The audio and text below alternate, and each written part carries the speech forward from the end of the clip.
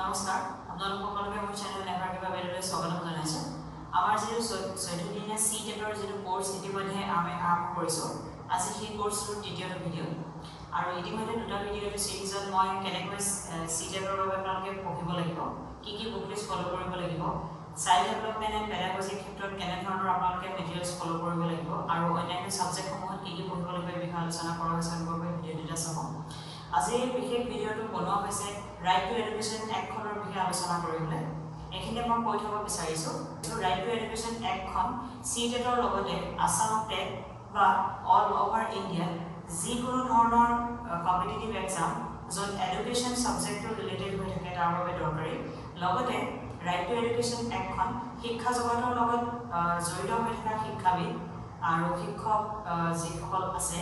আৰু তাৰ বাহিৰে অন্যান্য যিসকল লোকে শিক্ষাৰ যিখন ক্ষেত্ৰত লগত জড়িত হৈ আছে তেওঁলোক সকলোৰ বাবে খুবেই গুৰুত্বপূৰ্ণ সেয়েহে অনুগ্ৰহ কৰি সকলোৱে ভিডিঅ'টো চাব যদি এই ভিডিঅ'টো ভাল পায় লাইক কৰিব লগতে মোৰ চেনেলটো ছাবস্ক্ৰাইব কৰিব আৰু চেনেলটো ছাবস্ক্ৰাইব কৰি বেল আইকনটো প্ৰেছ কৰি দিব কাৰণ বেল আইকনটো প্ৰেছ কৰিলে আপোনালোকে এই ধৰণৰ ভিডিঅ' ভৱিষ্যতে পাই থাকিব পাৰিব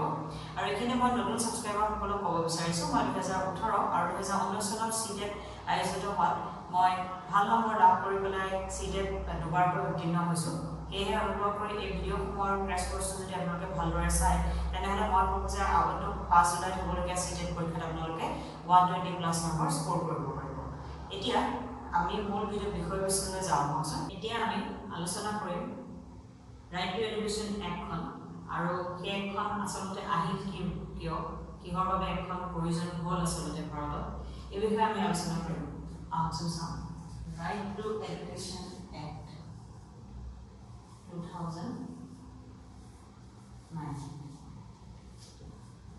এখন এক্ট অকল CTET বুলি নহয় আসাম টেট বা এডুকেশ্যনৰ লগত ৰিলেটেড যিকোনো এক্সামৰ বাবে এই এক্টখন খুবেই প্ৰয়োজন হয় কিন্তু এই মূল এক্টখনলৈ যোৱাৰ আগতে আমি অলপমান হিষ্টৰিকেল বেকগ্ৰাউণ্ডটো চাই লওঁ যে কিহৰ কাৰণে আচলতে ৰাইট টু এডুকেশ্যন এক্টৰ প্ৰয়োজনীয়তাটো পৰিলে বা ভাৰতত ৰাইট টু এডুকেশ্যন এক্ট কিহৰ কাৰণে দৰকাৰ হ'ল আৰু অন্যান্য দেশসমূহত ভাৰতৰ বাহিৰে অন্য দেশসমূহত এনেধৰণৰ এক্ট ক'ৰবাত আছে নেকি বা ভাৰতে ক'ৰবাৰ পৰা ইনস্পিৰেশ্যন পালে নেকি এনেধৰণৰ এক্টসমূহ আনিবৰ বাবে সেইটো আমি জানিবলৈ চেষ্টা কৰোঁ মই নিজে যোৱা 8 বছৰৰ পৰা শিক্ষা জগতৰ লগত জড়িত হৈ আছোঁ আৰু বিভিন্ন ধৰণৰ ট্ৰেইনিংসমূহত যিসমূহ ট্ৰেইনিং মই নিজেও ল'বলৈ যাওঁ বা অন্যসকলকো মই ট্ৰেইনিং দিওঁ সেই আলোচনাসমূহত মই দেখিছোঁ যে ৰাইট টু এডুকেশ্যন এক্টখন আচলতে প্ৰথমৰ পৰা আলোচনা নকৰি তেওঁলোকে ৰাইট টু এডুকেশ্যন এক্টখন ডাইৰেক্ট আলোচনা কৰি দিয়ে কিন্তু আচলতে যিকোনো এখন এক্ট আলোচনা কৰিলে তাৰ হিষ্টৰিকেল বেকগ্ৰাউণ্ডটো আমি জানিব লাগে সেইকাৰণে ৰাইট টু এডুকেশ্যন এক্টত আচল এক্টখনলৈ যোৱাৰ আগতে মই হিষ্টৰিকেল বেকগ্ৰাউণ্ডটো আলোচনা কৰি লওঁ বুলি ভাবিছোঁ যাতে এই এক্টখন কি কাৰণে আহিছিলে এই বস্তুটো যদি আপোনালোকে জানে তেনেহ'লে ভৱিষ্যতে এই এক্টখনৰ প্ৰয়োজনীয়তাটো আপোনালোকে ভালদৰে বুজিব পাৰিব এতিয়া কথাটো হৈছে ৰাইট টু এডুকেশ্যন এক্ট অহাৰ আগত আমাৰ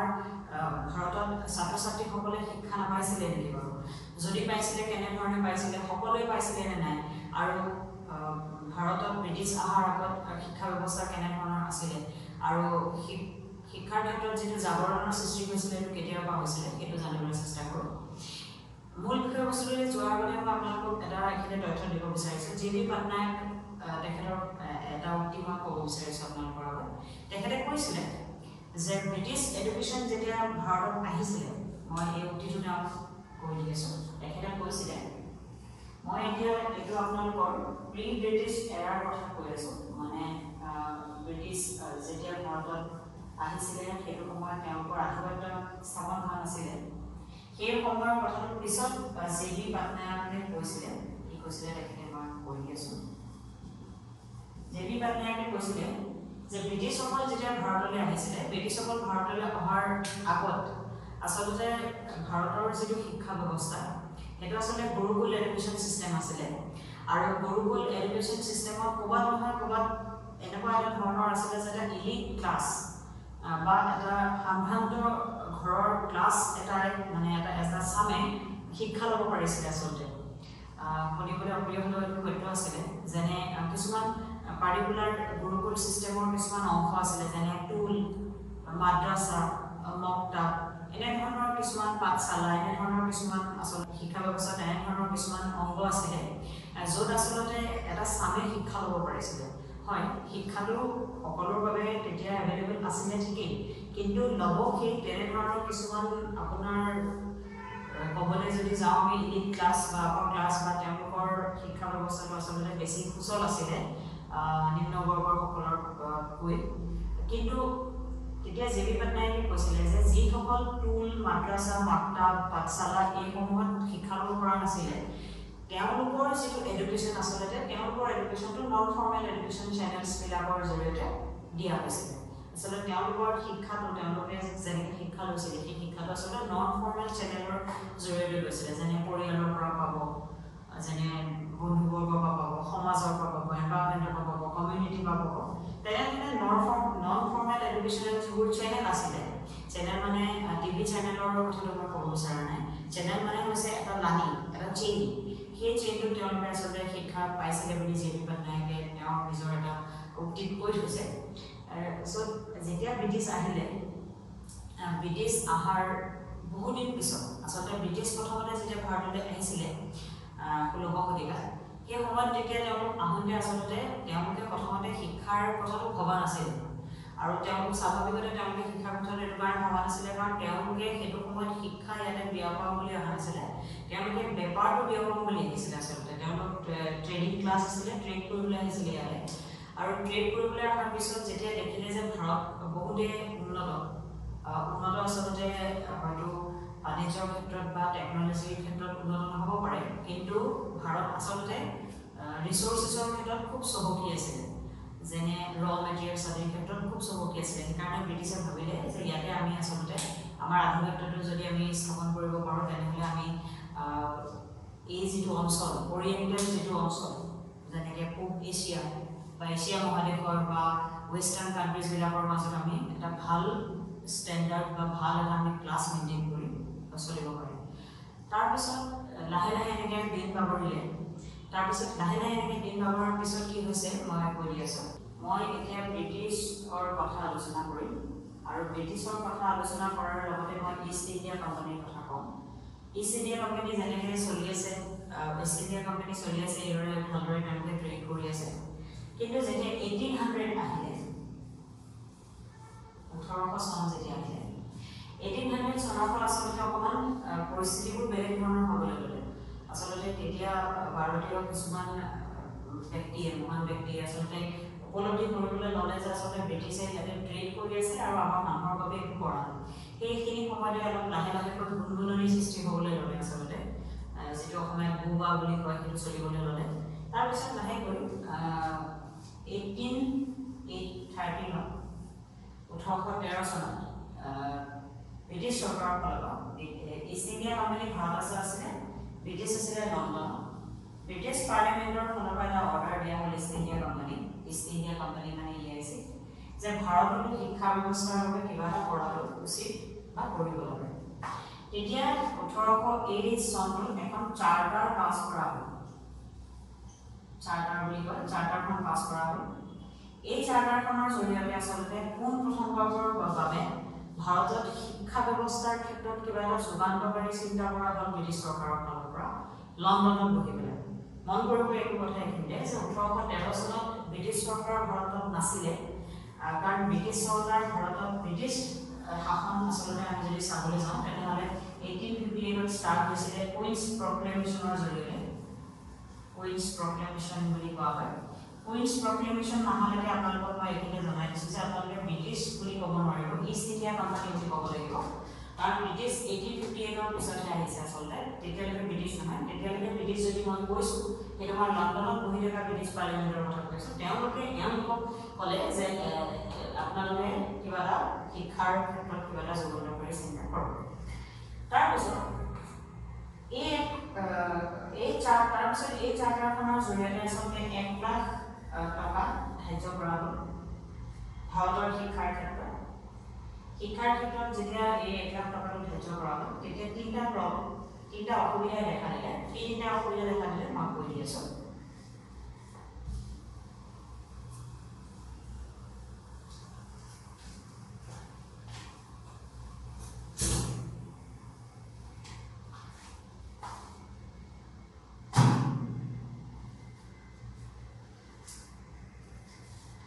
তিনিটা অসুবিধাই দেখা দিছিলে লিমিটেশন তিনটাই দেখা দিছিলে। এক নম্বৰ মিডিয়াম অফ ইনষ্ট্ৰাকশ্যন, যে আমি কোনটো মাধ্যমত পঢ়াব লাগিব ছাত্ৰ ছাত্ৰী সেইটো। দ্বিতীয়টো আছিলে যে যিটো পইচা দিয়া হৈছে সেইটো ইণ্ডিয়ান এডুকেশ্যন নে ৱেষ্টাৰ্ণ এডুকেশ্যনৰ ক্ষেত্ৰত ব্যৱহাৰ কৰিব, সেইটো ক্লিয়াৰলি মেনশ্যন নাছিলে। আৰু ইয়াতে দিছিলে যে ট্ৰেইন ইণ্ডিয়ানছ, এতিয়া ট্ৰেইন ইণ্ডিয়ানছৰ ক্ষেত্ৰত ইয়াতে দিছিলে তেওঁলোকে আৰু তৃতীয়টো দিছিলে যে ভাৰতীয়সকলক এডুকেট কৰিব লাগিব, ইণ্ডিয়ানছৰ ক্ষেত্ৰত এডুকেশ্যনটো দিব লাগিব, কিন্তু কোনটো ক্লাছৰ ইণ্ডিয়ানছৰ কথা ইয়াতে মেনশ্যন কৰি দিয়া নাছিলে। তাৰপিছত এই ক্ষেত্ৰত যেতিয়া অসুবিধা হ'ল তেতিয়া তাৰপিছত মাকাউলি নামৰ মানুহ এজন ভাৰতলৈ আহিলে, আৰু মাকাউলি ভাৰতত অহাৰ পিছত তেওঁ মাকাউলি মিনিট এখন দিলে। মাকাউলি মিনিট দিয়াৰ পিছত উইলিয়াম বেণ্ডিং নামৰ যিজন তেতিয়াৰ গভৰ্ণৰ আছিলে তেখেতে এই অসুবিধাটো দূৰ কৰিলে। কিন্তু এইখিনি মই মাকাউলি কোৱা কথা এটা আপোনালোকক ক'ব বিচাৰিছোঁ। মাকাউলি কৈছিলে যদি ভাৰতক শেষ কৰিব লাগে তেনেহ'লে দুটা কাম কৰিলেই হ'ল। এইটো মই কোৱা নহয়, এইটো মাকাউলি কোৱা কথা হয়। দুটা কথা তেওঁ নিজৰ পিতৃলে লিখা চিঠি এখনত কৈছিলে যে আমি যদি ভাৰতক শেষ কৰিব লাগে দুটা কাম কৰিব লাগিব। এটা হৈছে ভাৰতৰ ওপৰত ইংৰাজী শিক্ষা জাপি দিব লাগিব, আৰু দ্বিতীয়টো হৈছে ভাৰতৰ যিটো ইণ্ডিজিনিয়াছ এডুকেশ্যন ছিষ্টেম, অৰ্থাৎ টুল, পাঠশালা, মাদ্ৰাছা, মক্তাব, এই যিটো এডুকেশ্যনেল ছিষ্টেম, গুৰুকুল ছিষ্টেম, এইটো আমি ধ্বংস কৰিব লাগিব। তেতিয়া ভাৰত কেতিয়াও উঠিব নোৱাৰিব। আৰু সেইটো সেই কথাটো আজিও আমি দেখা পাওঁ যে কোনোবা এজন ব্যক্তিয়ে যদি ভালদৰে ইংৰাজী ক'ব নাজানে আৰু তেওঁ যদি শুদ্ধ অসমীয়াত কথা ক'ব বিচাৰে তেতিয়া তেখেতৰ প্ৰতি সেৱা মান্যতাটো আমাৰ অলপ হ'লেও আহে, যিটো আহিব আচলতে নালাগে। কিন্তু সেই বস্তুটো তেতিয়ালৈ তেখেতে কৰি থৈ যোৱা কামটো এতিয়ালৈকে সেই চাপটো কিন্তু আমাৰ মাজত দেখা পোৱা যায়। বাৰু এতিয়া শিক্ষালৈ উভতি আহিছোঁ। তাৰপিছত উইলিয়াম বেণ্ডিঙে সেইটো সমাধান কৰিলে আমি নিশ্চয় গম পাইছোঁ। তাৰপিছত 1838 উইলিয়াম এডেম ৰিপৰ্ট পাব্লিছ হ'ল। উইলিয়াম এডেম নামৰ ব্যক্তিজনৰ ৰিপৰ্ট পাব্লিছ হৈছে, আৰু এই ৰিপৰ্টটোত আচলতে প্ৰথমবাৰৰ বাবে আমাৰ ভাৰতত যিটো এডুকেশ্যন ছিষ্টেম আছে সেইটোত প্ৰাইমেৰী এডুকেশ্যনৰ ক্ষেত্ৰত কেনেধৰণে কাম কৰিলে ভাল হ'ব সেই বিষয়ে আলোচনা কৰা হৈছিলে। উইলিয়াম এডেম ৰিপৰ্টৰ পিছৰ যিটো বহুত ডাঙৰ এটা ইভেণ্ট হৈছিলে, সেইটো হৈছে হাণ্টাৰ কমিশ্যন। আমি সকলোৱে জানো হাণ্টাৰ কমিশ্যনৰ বিষয়ে, আৰু এইসমূহ মই আপোনালোকক এইটো কাৰণে কৈ দি আছোঁ যে কাৰণ বিভিন্ন ধৰণৰ পৰীক্ষাত আচলতে এই কমিশ্যনখিনিৰ কথা কোৱা হয়। এই হাণ্টাৰ কমিশ্যনৰ যিজন চেয়াৰমেন তেওঁৰ নাম হাণ্টাৰ আছিলে বাবে তেখেতৰ নামতে কমিশ্যনটো ৰখা হৈছে। কিমান চনত আহিছিলে 1882, আৰু হাণ্টাৰ কমিশ্যনে প্ৰথমবাৰৰ বাবে আচলতে ইণ্ডিয়ান এডুকেশ্যন ছিষ্টেমৰ ওপৰত আলোচনা কৰিছিলে। তাৰপিছত হাণ্টাৰ কমিশ্যন আহি যোৱাৰ পিছত আমাৰ ভাৰতীয়সকলো পিছ পৰি থকা নাছিলে। তাৰপিছত 1910 চনত মাজৰ ইভেণ্টখিনি হৈ যোৱাৰ পিছত 1910 চনত গোপাল কৃষ্ণ গোখলে যিজন আচলতে মহাত্মা গান্ধীৰ পলিটিকেল গুৰু বুলি কোৱা হয়, তেখেতে এখন বিল দিছিলে, আৰু তেখেতে কম্পালচাৰী প্ৰাইমেৰী এডুকেশ্যনৰ কথা এটা আলোচনা কৰিছিলে যে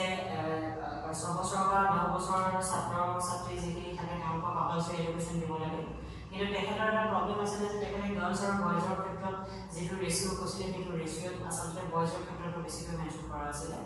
সেইটো পিছৰ কথা। তাৰপিছত যেতিয়া হৈ যোৱাৰ পিছত গোপাল কৃষ্ণ গোখলেৰ আচলতে বিলখন ৰিজেক্ট হ'ল বাৰু, কিন্তু ৰিজেক্ট হোৱাৰ পিছত